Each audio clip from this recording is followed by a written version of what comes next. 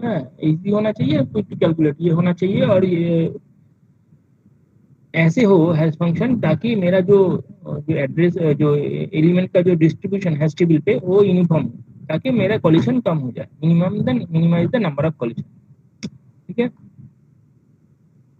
अच्छा, different types of hash function बात किए थे, division method, minimum mid square method बात किए थे, फोल्डिंग मेथड, उसके कॉरस्पॉन्डिंग एग्जांपल हम लोग डिस्कस किए थे। अच्छा, नेक्स्ट जो हम लोग कॉलिशन के बारे में बात किए थे, there are two types of collision resolution. ठीक है, टेक्निक है जो है ओपन एड्रेसिंग, एक जिसको क्लोज हैशिंग बोलते हैं, और दूसरा है चेनिंग मेथड। हम लोग ओपन एड्रेसिंग एड्रेसिंग स्टार्ट किए थे, और उसमें हम लोग कौन कौन सा मेथड देखे थे कि लीनियर प्रोबिंग ये डिस्कस कर रहे थे, और लीनियर प्रोबिंग के प्रोज ये एग्जांपल डिस्कस किए थे।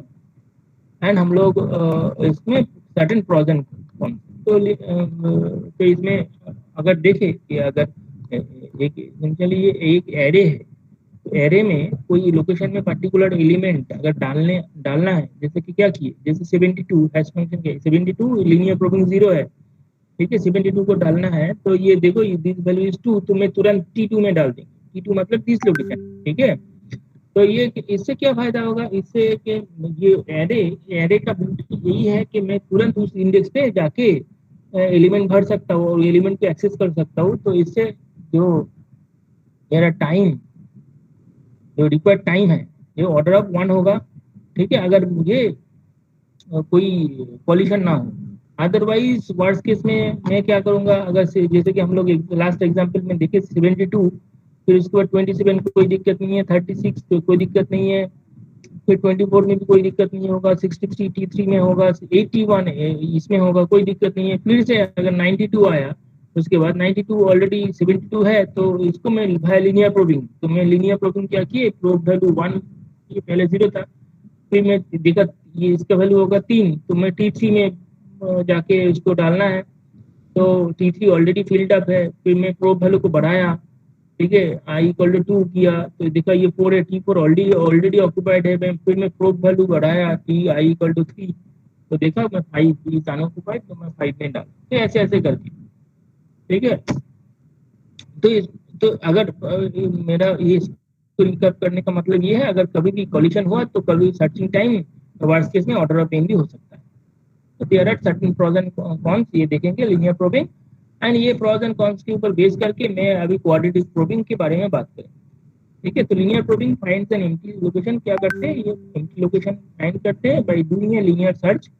ठीक है, और in an array beginning from the position, कौन सी पोजीशन, ठीक है, एज के पोजीशन, एज के पोजीशन से हम लोग लीनियर सर्च करना स्टार्ट करते हैं। ठीक है, इसका वैल्यू 1 है, तो मैं इस लोकेशन से लीनियर प्रोबिंग सर्चिंग स्टार्ट करेंगे। Although the algorithm provides good memory caching, good memory caching मतलब memory utilization, ठीक है, through good locality of reference। ठीक है, ये क्योंकि क्या इस गुड मेमोरी मैनेजमेंट क्यों है, क्योंकि अगर तुम्हें ये खाली है, तो इसके बाद अगर ये अगर फुल है, तो इसके बाद तुम सिमिलर काइंड ऑफ, जो अगर 72 के बाद अगर 92 को भरना है, ये खाली है, तो तुरंत यहाँ पे बैठ सकते हो। तो कोशिश करते हैं कि यहाँ पे तो कोई मेमोरी कैसे खाली ना जाए। ठीक है, ये कोशिश करते हैं, पर इसमें भी सर्टेन दिक्कत हो रहा है। ठीक है, तो ये चीजें ध्यान में रखते हुए ये बनाया गया था। ठीक है, तो ड्रॉबैक क्या है कि दिस रिजल्ट, ये जो है इस चक्कर में क्या है कि गुड मेमोरी कैशिंग के चक्कर में ये ड्रॉबैक है, इट रिजल्ट इन क्लस्टरिंग।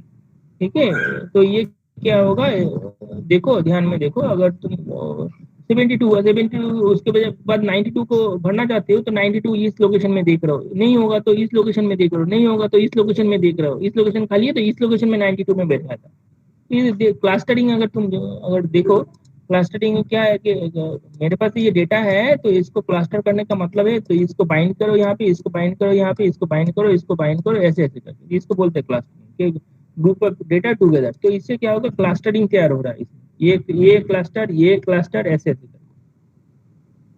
तो अब देखो इससे क्या होगा, ड्रॉबैक है result, thus there is a higher risk of more collision. ठीक है, अगर तुम्हारे पास एक क्लस्टर बना रहे हो यहाँ पे डेटा, ये जो हैश टेबल पे तो क्या होगा कि अगर जैसे कि क्लस्टर बना रहे हो तो अब देखो 92 यहाँ पे 92 मिसिंग है, होगा नहीं क्योंकि ऑलरेडी कोलिडेड है। ठीक है, तो मोर डेटा आएगा तो यहाँ पे मैपिंग होने का कोशिश करेगा, पर यह जगह अगर फुल है तो कॉलिशन अगेन मोर एंड मोर होते जाएगा, मोर एंड मोर कॉलिशन होते जाएगा। ठीक है, तो इसके चक्कर में तुम्हारा क्लस्टर भी बड़ा होते जाएगा अगर जगह है तो। ठीक है,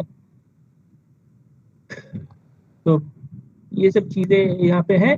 तो लिखा कि there is a higher risk of more collision हो सकता है where one collision has already taken place. ठीक है, ऑलरेडी एक कॉलिशन हो गया, जहाँ पे एक कॉलिशन हो गया तो वहाँ पे मोर कॉलिशन होने का चांसेस ज्यादा है, क्योंकि ऑलरेडी आसपास वाला जो एलिमेंट है वो ऑक्युपाइड है, पोजीशन नेक्स्ट वाला पोजीशन जो ऑलरेडी ऑक्युपाइड है, जहाँ पे एक बार कॉलिशन हो गया। ठीक है, the performance of linear probing is sensitive to the distribution of input value. ठीक है, तो ये क्या है, जो इनपुट वैल्यू मतलब ये जो इनपुट वैल्यू जो जो मैं दे रहा हूँ, ये इनपुट वैल्यू के ऊपर बेस करके लीनियर प्रोबिंग का परफॉर्मेंस परफॉर्मेंस डिपेंड करता है। ठीक है, तो इन तुम्हारे डेटा के ऊपर, इनपुट डेटा के ऊपर। तो as the has to be, ठीक है, एज द इसका जो डिटेल जस्टिफिकेशन है, ठीक है, इसका जो मैं जो बताया, the performance of linear probing is sensitive to the distribution of input values। तो इनपुट वैल्यू कैसे डिस्ट्रीब्यूट हो रहा है उसके ऊपर बेस करके होता है। ठीक है, डिस्ट्रीब्यूटेड है। ठीक है, एज द हैश टेबल फिल्स, ठीक है, जब जैसे जैसे हैश टेबल बढ़ते फिल होते जाते हैं, clusters of consecutive cells are formed. ठीक है, तो क्लस्टर फॉर्म होता है, कॉन्जिक्यूटिव सेल ऑफ क्लस्टर्स तैयार होता है, and the required for a search increases with the size of the cluster. तो इससे क्या होगा कि जैसे जैसे क्लस्टर बड़ा होता गया, तो मैं क्या किया, यहाँ पे अगर 72 के बाद 92 चेक करने जा रहा हूँ, 92 नहीं मिला, तो साइज क्लस्टर का साइज जितना बड़ा होता जाएगा तो मेरा सर्चिंग का लेंथ भी उतना बड़ा होते जाएगा। ठीक है, वही यहाँ पे। ठीक है, तो यहाँ पे as the hash table fills cluster of a consecutive cells are formed, ये तो होता ही है, and the time required for a search increase with the size of the cluster. ठीक है, जैसे साइज बढ़ता है टाइम भी बढ़ने लगता है नेक्स्ट एलिमेंट बढ़ने के लिए। In addition new values has been inserted at the end of the cluster. ये तो क्लियर है, क्लस्टर सर्च करते करते जाओ, बीच में तो जगह नहीं है तो एंड में ही डालना पड़ेगा अगर जगह खाली है तो। ठीक है, which increases the length of the cluster, cluster का लेंथ बढ़ेगा इससे।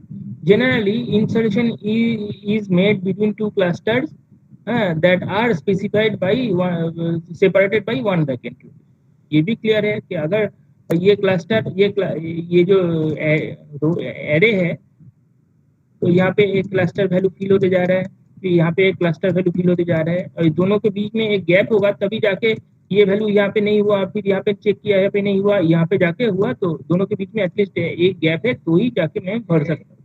अगर दोनों कॉन्जिक्यूटिव क्लस्टर है तो मैं डिफिकल्ट होगा तो और भी कॉलिशन होगा।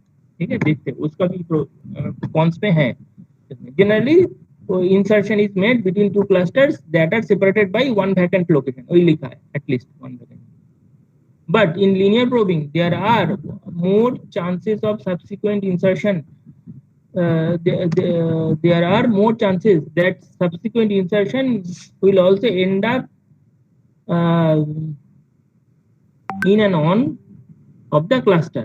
ठीक है, subsequent insertion होते जाएगा, so potentially increasing the length of the cluster, cluster का साइज बढ़ेगा by an amount much greater than 1। ठीक है, तो 1 by 1 बढ़ते जाएगा ये। ठीक है, क्लस्टर के जितने एलिमेंट कॉलिशन होगा उतने क्लस्टर का साइज बढ़ते जाएगा। मोर नंबर ऑफ कॉलिशन हो सकता है, इससे क्या होगा, higher the probes, more number of collision, अगर जितने कॉलिशन होगा हायर द प्रोब्स, प्रोब का वैल्यू भी इतना बढ़ते जाएगा। क्योंकि ये यहाँ पे एग्जांपल देखो, आई इक्वल टू 1 करके दिखे थे, ये जो एग्जांपल में आई इक्वल टू 0 में नहीं हुआ, कॉलिशन हुआ, यहाँ पे आई इक्वल टू 0 में कॉलिशन हुआ, फिर आई इक्वल टू 1 प्रोब में देखा, यहाँ पे फिर से कॉलिशन हुआ, इक्वल टू 2 में मोर एंड मोर कॉलिशन है, प्रोब वैल्यू बढ़ेगा। ठीक है, वही लिखा है। And more collision have the probes that are required to find a free location, free location ढूंढने के लिए प्रोब को बढ़ाएंगे, and lesser is the performance. तो इसके चलते जो लीनियर प्रोबिंग का जो परफॉर्मेंस है ये हम लोग घटा दें, मतलब घट जाएगा, तो क्रेडिबिलिटी घट जाता है। ठीक है, this phenomena is called primary clustering. ठीक है, इसको जो प्राइमरी क्लस्टरिंग बोलते हैं। ठीक है, तो मोर एंड मोर कॉलिशन, और इसके चलते जो है कि higher the higher the probability that,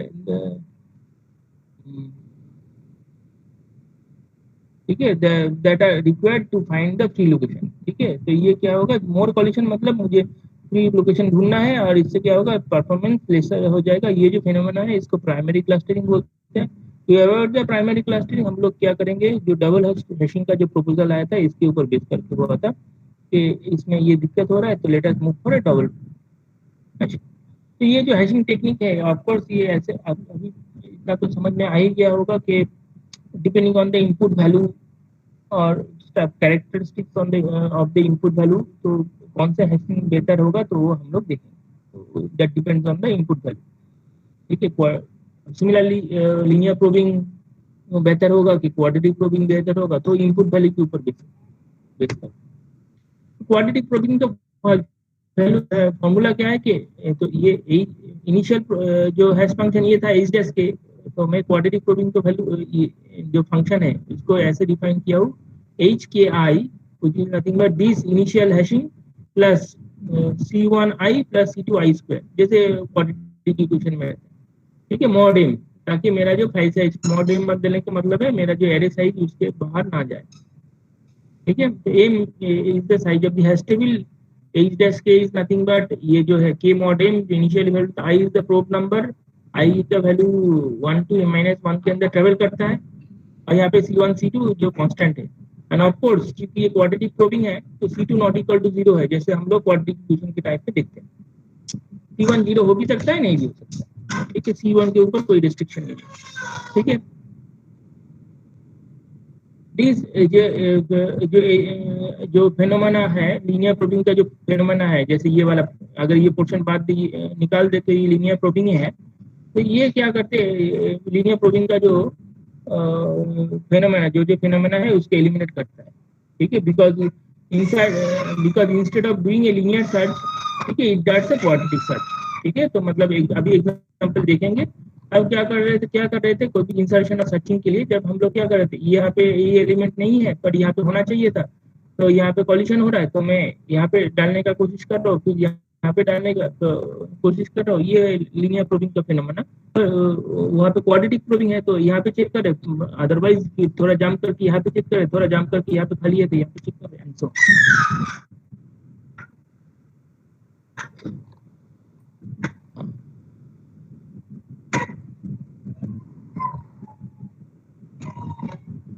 तो अब देखो कि ये एग्जाम्पल, ठीक है, quadratic probing performs better than linear probing in order to maximize the utilization of the hash table। ठीक है, हैश टेबल यूटिलाइजेशन में क्वाड्रेटिक जो परफॉर्मेंस है, क्वाड्रेटिक प्रोबिंग का परफॉर्मेंस बेटर है। ठीक है, तो the values of C1 C2 and M needs to B,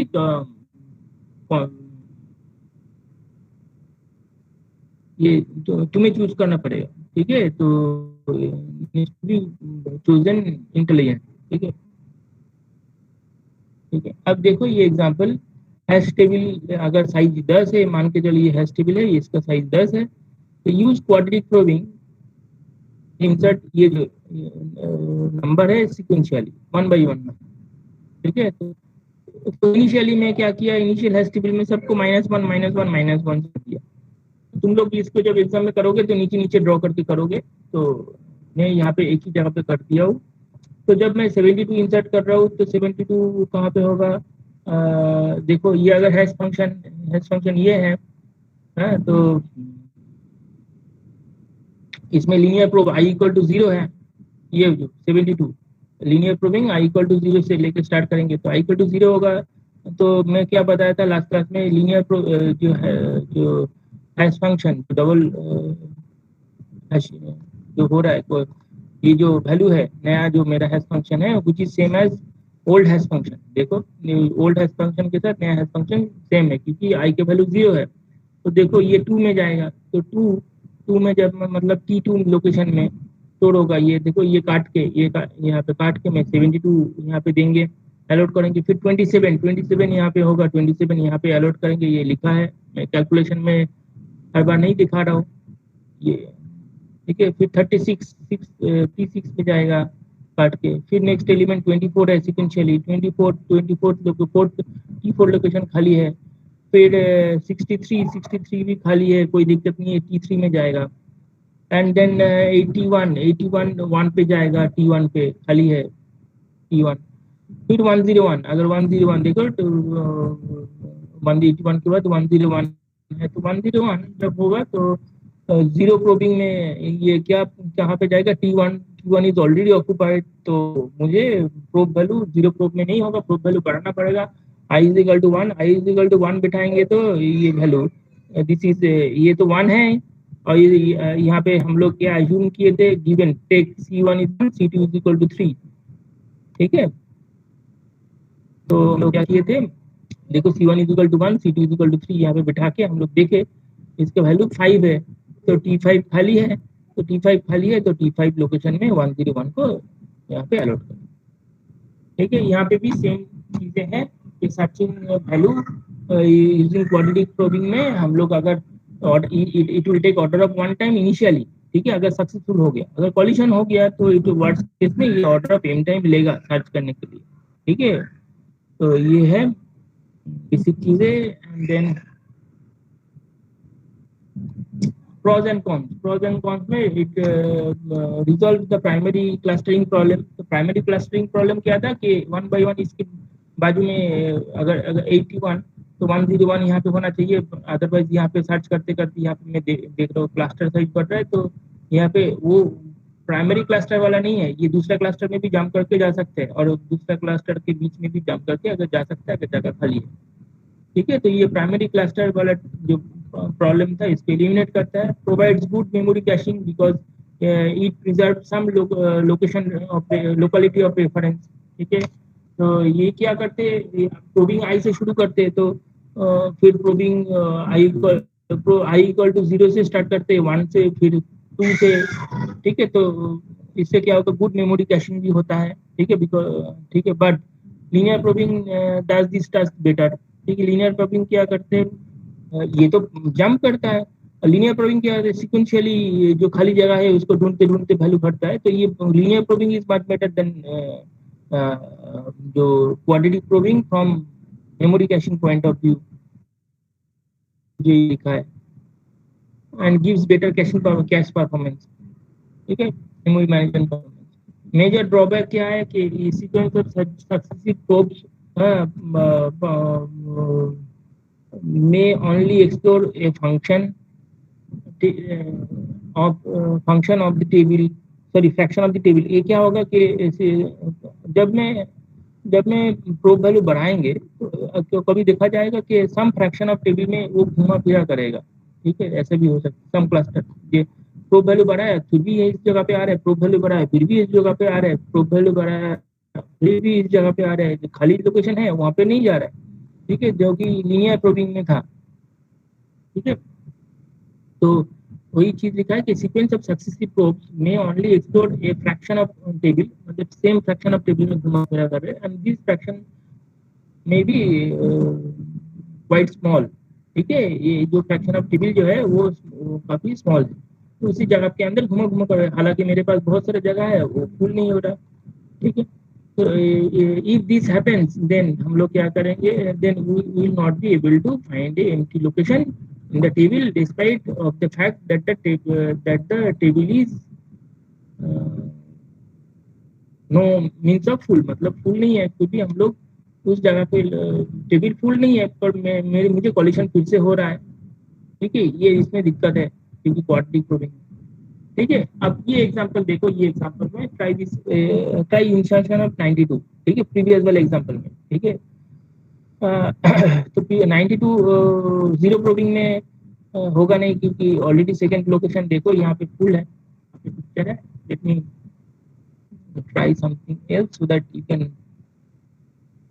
see it you, हाँ देखो अब दिख रहा है, देखो दोनों दोनों पेज में दिख रहा है।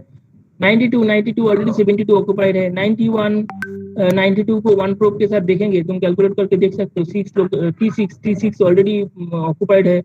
हाँ, फिर प्रोब वैल्यू बढ़ाया, फिर 6 लोकेशन में आया। देखो प्रोब वैल्यू बढ़ाने के बाद भी फिर 6 लोकेशन में घुमा फिरा कर रहा है सम फ्रैक्शन ऑफ टेबल में। तो ये 36 ऑलरेडी ऑक्युपाइड है। प्रोब वैल्यू और एक बढ़ाया तो टू टू ऑलरेडी ऑक्युपाइड है। फिर 3 प्रोब वैल्यू बढ़ाया 9, तब जाके मुझे यहाँ पे मिलेगा कि 9 पे लाइव लोकेशन में जाके ये मिलेगा। तो इतना वेट करना पड़ा, कभी भी अनलकी हो तो वो भी नहीं मिलेगा। ठीक है, तो ये सब चीजें हैं क्वाड्रेटिक प्रोबिंग में। ठीक है, अब इसके बाद जो हैशिंग टेक्निक है वो है डबल हैशिंग। ठीक है, क्योंकि हम लोग डबल हैशिंग में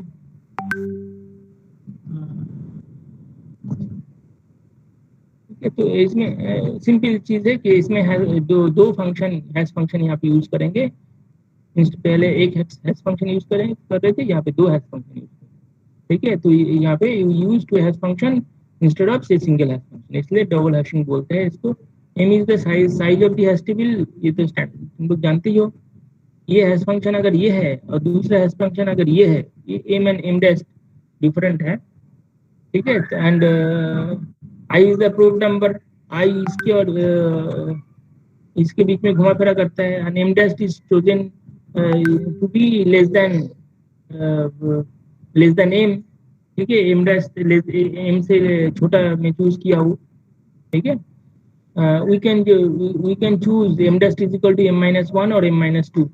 ठीक है, ये हैश फंक्शन जब डिसाइड करते हैं तो इसके लिए प्रोज एंड कॉन्स भी है कि double hashing minimise the repeated collision. ठीक है, and the effect of clustering, ये भी मिनिमाइज होता है डबल हैशिंग में। ठीक है, and that is free from problems associated with the primary.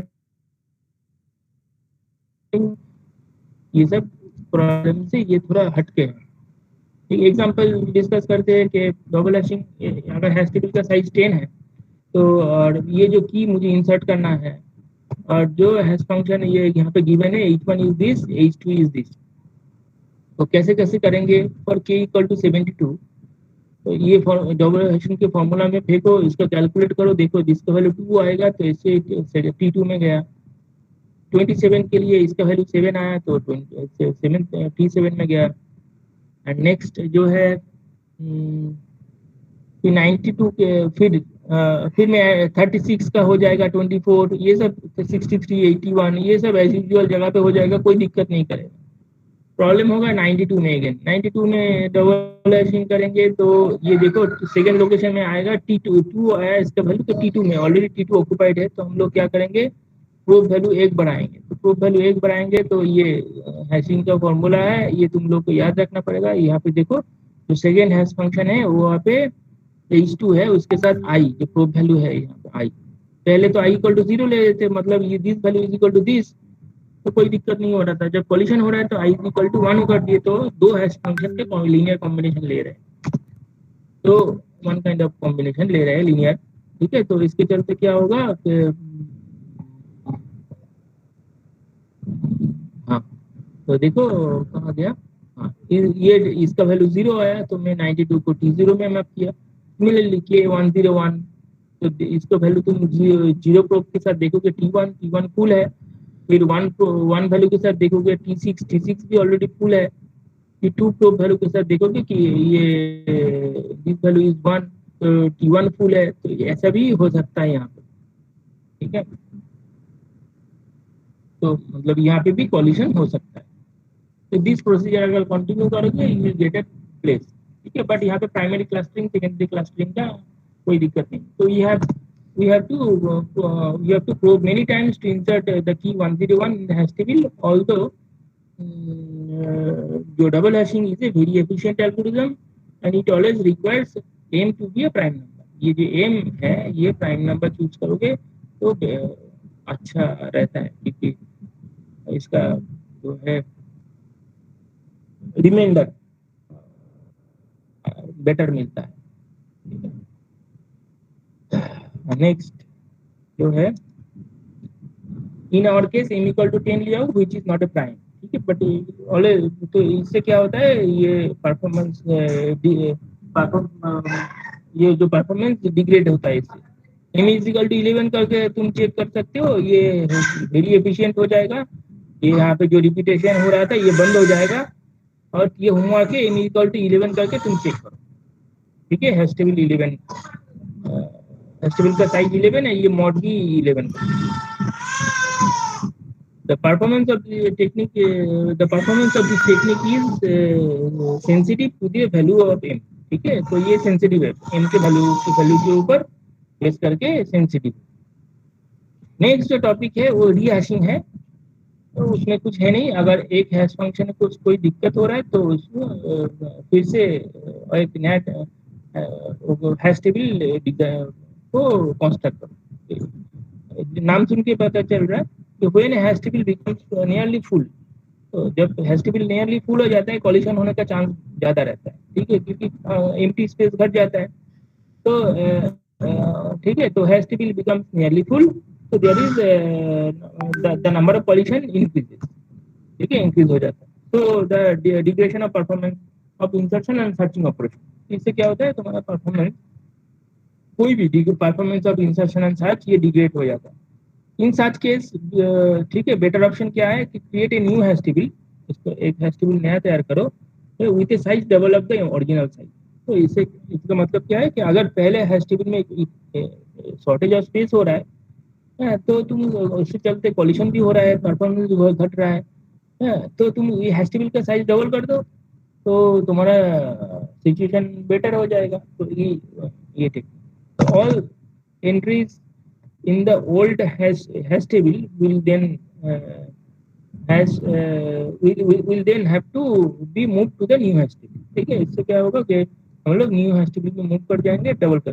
This is done by taking each entry computing in the new hash table with the new hash value, ठीक है। New hash value के साथ compute करके new hash table पे mapping करेंगे and insert करेंगे new hash table, ठीक है। तो rehashing is a simple process, quite expensive है। एक्सपेंसिव क्यों है? क्योंकि मैं फिर से कंप्यूट कर रहा हूँ और फिर मैं क्या कर रहा हूँ और जो साइज को भी डबल कर रहा हूँ। इसके चलते क्या होगा कि काफी सारा एक्स्ट्रा कॉस्ट बढ़ेगा। तो इसको तो ये सजेस्टेड है कि this should not be done so frequent, ये सजेस्ट, ठीक है। जैसे कि ये एग्जांपल है, ये जो हैश टेबल का साइज देखो 5 है, तो मैं जैसे कि एंटर कर रहा हूँ 5 है, तो ये अगर हैश फंक्शन अगर ये है, ठीक है, तो मॉड एक्स मॉड 5, तो देखो 26 इस लोकेशन में आ जाएगा, 31 इस लोकेशन खाली नहीं है, 31 यहाँ पे आना चाहिए, तो इस लोकेशन खाली नहीं है, तो 1 प्रोबिंग करके यहाँ पे आएगा, फिर 43 इस लोकेशन में आएगा, 17 यहाँ पे आएगा लीनियर प्रोबिंग करके, ठीक है, क्योंकि ये 17 यहाँ पे आना था, तो फिर यहाँ पे करके यहाँ पे आएगा। तो इसको मैं डिटेल्स में नहीं दिखाया, तो मैं इसको क्या किया कि मैं इसको डबल कर दिया। देखो यहाँ पे पहले 5 था इसका साइज, अभी इसको 10 कर दिया, ठीक है। तो इसके चलते क्या होगा, 31 इस लोकेशन में, इसके लिए हैश फंक्शन भी चेंज हो जाएगा तुम्हारा, ठीक है। ये 5 नहीं रहेगा, इन दैट केस ये 10 हो जाएगा। तो इसके चलते क्या 31, 43, 26, 17 सब आराम से, कोई कॉलिशन नहीं है, ठीक है, न्यू हैश टेबल, ठीक है। And here's the key values from the old hash table into the new hash table by using the formula। ये फॉर्मूला मैं करके ऑलरेडी मैं किया हूँ, ये करके ये मिला, इसमें कोई कॉलिशन नहीं हुआ, चांसेस घट गया। तो ये दैट्स इट। नेक्स्ट क्लास में हम लोग चेनिंग के बारे में बात करेंगे, क्योंकि हम लोग डिस्कस किए थे कि ओपन एड्रेसिंग के थ्रू से भी कर सकते हैं and collision resolution by chaining. तो ये नेक्स्ट क्लास में हम लोग डिस्कस करेंगे, ठीक है। आज के क्लास में किसी को कोई डाउट है तो पूछो, ठीक है। And with in few days मैं तुम लोगों को एक गूगल फॉर्म दे देंगे, उसमें तुम लोगों का जो बेसिक डिटेल्स है कोर्स रिलेटेड वो तुम लोग सबमिट करना with in A stipulated time, ताकि उस और ईमेल एड्रेस अच्छे से भरना, ठीक है, ताकि जो एक्नॉलेजमेंट मिले वहाँ पे भी क्रॉस चेक करके देखो। क्योंकि बहुत लोग बोलते हैं जैसे ही मुझे तुम ईमेल गूगल फॉर्म मेरा सबमिट करोगे you will get A acknowledgement, ठीक है, एक्नॉलेजमेंट रिसीव। अगर नहीं मिला तो मतलब तुम गलत ईमेल आईडी भरे हो, तो तुम उसको करेक्शन करो दूसरा ईमेल आईडी और सेम ईमेल आईडी से। करेक्शन तो नहीं कर सकते हो तुम, एक और एक तुम्हें भरना है। And you will get only one chance. ऐसा नहीं कि सर मैं अपलोड किया क्वेश्चन, जिससे मैं ओपन बुक टेस्ट में और सॉल्यूशन में, सर मैं अपलोड किया गलती से 4 क्वेश्चन की जगह पे 3 क्वेश्चन अपलोड किया और एक नहीं किया, तो एक क्योंकि गूगल ड्राइव में एक ही तुम्हारे, जब तुम सबमिट करोगे तुम्हारे रोल नंबर के रेस्पेक्ट में और ईमेल आईडी के रेस्पेक्ट में एक ही सबमिशन हो सकता है। तो ये सब ध्यान में रखो, क्योंकि बहुत लोग ऐसा करते हैं, सर गलती से गलत डॉक्यूमेंट अपलोड कर दिया, तो ये ध्यान रखो। तो और कोई क्वेश्चन है तो पूछो, otherwise let me stop today session here.